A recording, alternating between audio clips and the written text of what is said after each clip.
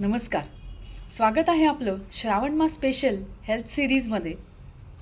आज आपण चर्चा करणार आहोत उपवासासोबत प्राणायाम, योगा आणि मेडिटेशन केल्याने काय काय फायदे मिळणार आहेत. येस, उपवास तर आपल्याला करायचाच आहे, कारण आपल्याला शरीराला डिटॉक्स करायचं आहे. श्रावणाचा हाच तर मेन मोटिव्ह आहे, पण त्यासोबत आपलं मन पण डिटॉक्स आपल्याला करायचं आहे. मनातले सगळे विचार काढून टाकायचं आहे.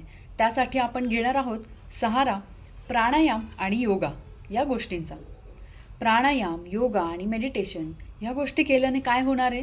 आपलं मन अगदी शांत होणार आहे, आपलं शरीर हलकं हलकं होणार आहे, खूप छान वाटणार आहे आणि एक आत्मशांतीच्या जवळ आपण जाणार आहोत.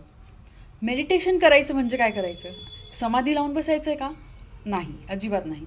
सकाळी उठल्यावर फ्रेश एअरमध्ये या, ब्रीथ करा, लाँग ब्रीदिंग, इन्हेल एक्झेल करा आणि एक 5 मिनटं अगदी 5 ओंकार छान डोळे झाकून शांतपणे बसून करायचे आहेत आणि त्याची अनुभूती घ्यायची आहे. ओंकाराचे व्हायब्रेशन्स फील करायचे आहेत.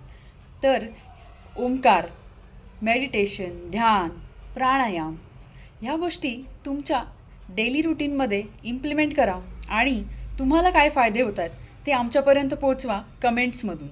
भेटूया नेक्स्ट श्रावण टिपमध्ये. तोपर्यंत स्टे हॅपी, स्टे हेल्दी.